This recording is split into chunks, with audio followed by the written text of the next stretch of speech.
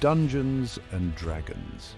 Since its creation in the 1970s, D&D has evolved from a niche tabletop game to a global phenomenon, influencing countless books, movies, video games, and TV shows. In this video, we will delve into the controversies that have shaken the world of D&D.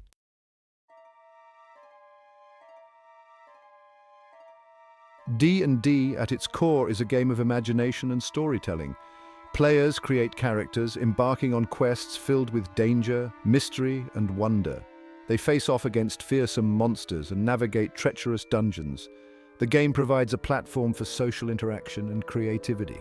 However, this world of fantasy and imagination has not always been met with open arms. From its early days, D&D has faced skepticism and outright hostility from certain segments of society. In the 1980s, D&D became a target of a moral panic, fueled by sensationalized media coverage and the anxieties of a changing society. This period saw D&D linked to Satanism, occultism, and even real-life tragedies. But even in the face of adversity, the D&D community remained resilient. They defended their beloved game, emphasizing its positive aspects and challenging the baseless claims made against it.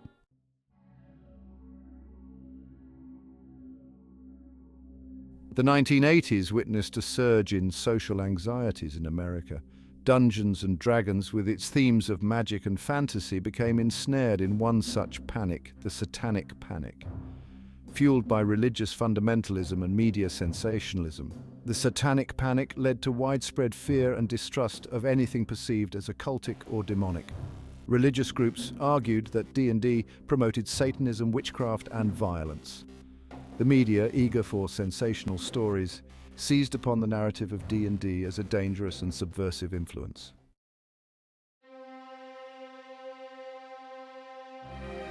As the Satanic Panic reached its peak, D&D found itself at the center of several high-profile legal cases and public controversies. One of the most prominent figures in this crusade against the game was Patricia Pulling, founder of Bothered About Dungeons and Dragons, or BAD. Pulling, devastated by the suicide of her son Irving, became convinced that D&D was to blame. Her lawsuits against TSR were ultimately dismissed, and investigations found no evidence that D&D played a role. Despite the lack of evidence, Pulling's crusade had a significant impact on public perception of the game.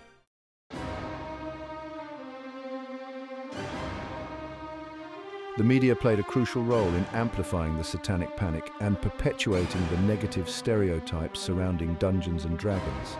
Headlines screamed about the dangers of Dungeons and Dragons, linking it to everything from suicide and murder to satanic rituals and cults. News reports featured interviews with grieving parents, concerned religious leaders, and so-called experts on the occult. The cumulative effect of this relentless negative coverage was devastating for the Dungeons and Dragons community. The media's role in fueling the Satanic Panic is a stark reminder of the power of misinformation and the importance of critical thinking.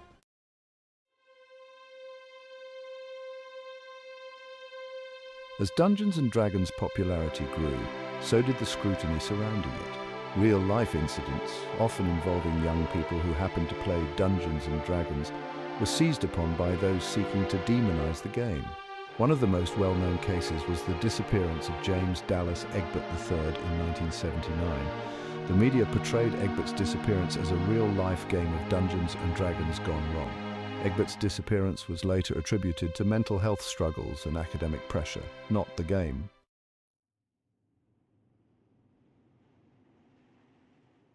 James Dallas Egbert III, a brilliant but introverted computer science student, became a tragic figure in the Dungeons and Dragons controversy. His disappearance in August 1979 sparked a media frenzy, linking the game to his disappearance. Private investigator William Deere discovered that Egbert had been struggling with severe depression and anxiety. Egbert was eventually located in Louisiana, where he admitted to staging his disappearance. Sadly, despite receiving treatment for his depression, Egbert died by suicide a year later.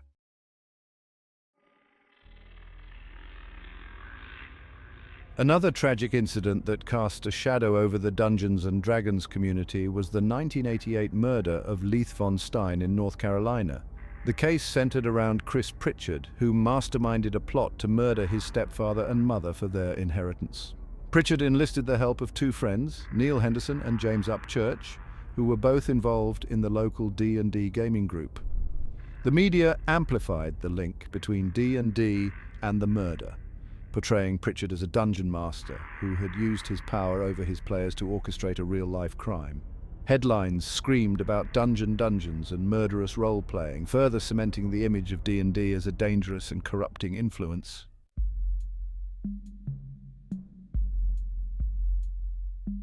As Dungeons & Dragons evolved, so did the awareness of social issues within its fantastical settings.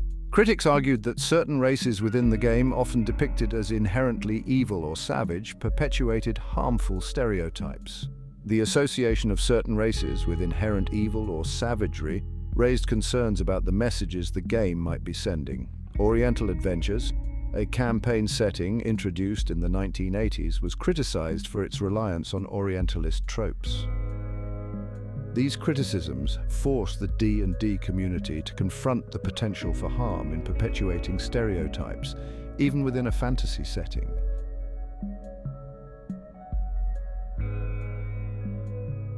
The controversy surrounding the depiction of orcs and drow in Dungeons & Dragons sparked a larger conversation about race and representation in fantasy. Orcs, a staple of fantasy literature, were often portrayed as inherently evil, driven by a lust for violence and destruction. Critics argued that presenting an entire race as inherently evil reinforced harmful stereotypes about people of color. The drow, a subrace of elves characterized by their dark skin and a society steeped in cruelty, also drew criticism for perpetuating harmful stereotypes. This controversy challenged the D&D community to re-examine its reliance on traditional fantasy tropes and to consider the potential harm in perpetuating stereotypes, even within a fictional setting. In response to growing criticism and evolving social sensibilities, Dungeons & Dragons has made efforts to address issues of race and representation. Wizards of the Coast has taken steps to move away from essentialist portrayals of race and culture. In newer editions, races are presented with greater nuance, allowing for individual agency. Another positive change has been the increased emphasis on diversity and representation. This commitment to inclusivity makes for a richer and more engaging gaming experience.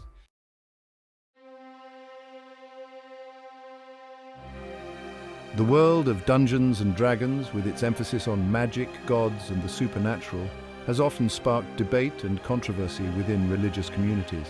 Some religious leaders and scholars have expressed concerns about the game's potential to lead people, especially young people, astray from their faith. These concerns often stem from a belief that D&D's depiction of magic and the supernatural trivializes or contradicts religious teachings. The use of spells, the summoning of creatures, and the interaction with gods and demons have been seen by some as promoting occultism or even Satanism.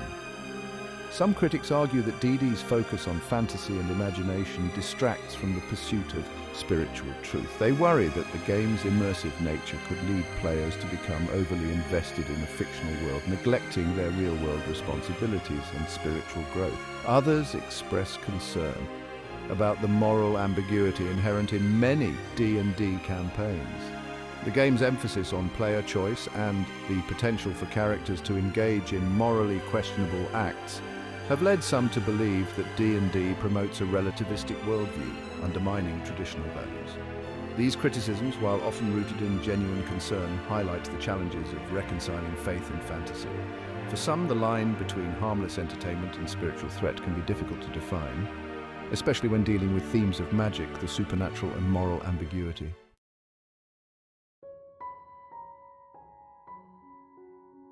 The controversy surrounding Dungeons & Dragons has extended beyond the realms of public opinion and religious debate, reaching even into the confines of correctional facilities. In some prisons, D&D has been banned or restricted, deemed a potential threat to security and order. One of the main arguments for banning D&D in prisons is the belief that it promotes gang activity.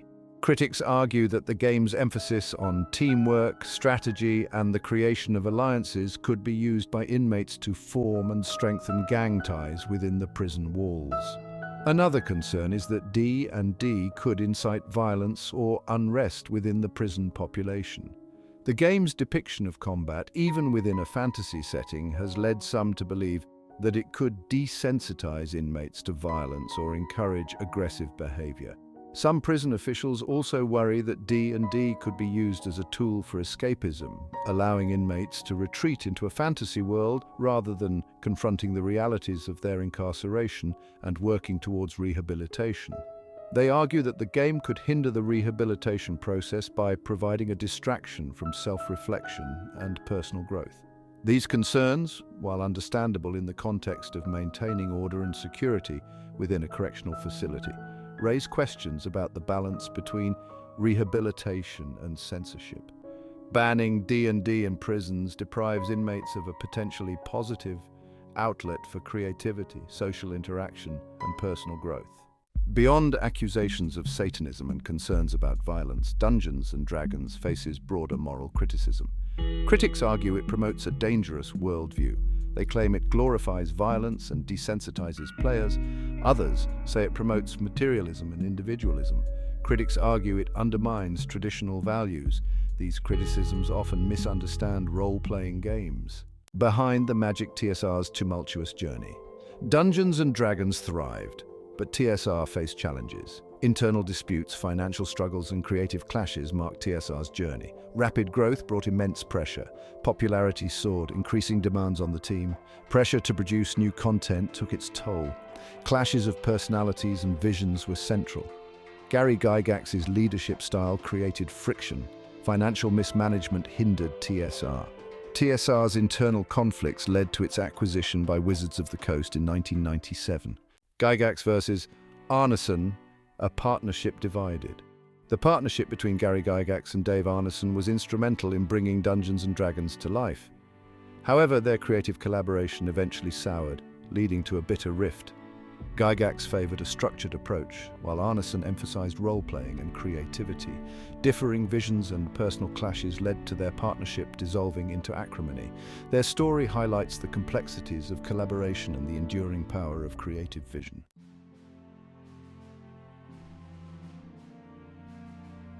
The enduring legacy, Dungeons & Dragons has weathered its fair share of storms. From the depths of the satanic panic to accusations of racism, the game has confronted challenges that threaten to derail its journey. Yet, like a seasoned adventurer emerging from a perilous dungeon, D&D has emerged stronger and more resilient.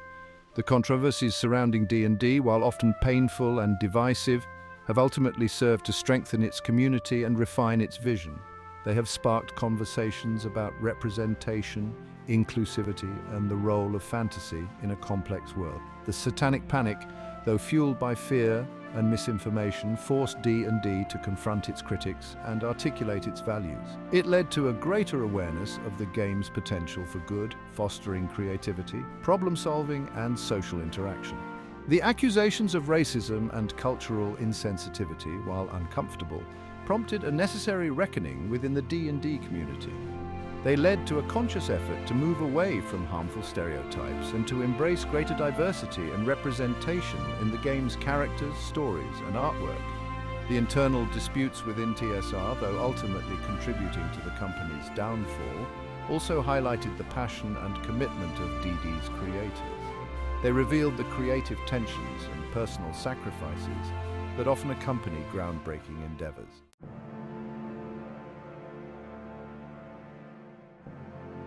Rolling into the future. Today, Dungeons & Dragons stands as a testament to the enduring power of imagination, storytelling, and community. It has transcended its controversial past, evolving into a global phenomenon embraced by people of all ages, backgrounds, and beliefs. The game's resurgence in recent years, fueled by popular media, online streaming, and a growing awareness of its positive social and cognitive benefits, is a testament to its enduring appeal. D&D is no longer relegated to the dimly lit basements of yore. It is played in homes, libraries, community centers, and even classrooms, fostering creativity, collaboration, and critical thinking. The controversies that once threatened to define D&D have faded into the background, replaced by a celebration of its inclusive spirit, its boundless creativity, and its ability to bring people together. The game has learned from its past, embracing change and striving to create a more welcoming and representative experience for all players. The future of D&D is bright, filled with endless possibilities for adventure, storytelling, and connection. As long as there are those who dare to dream, to imagine, and to embark on epic quests together, the magic of D&D will continue to inspire and captivate generations to come. So gather your party, roll the dice, and let the adventure begin.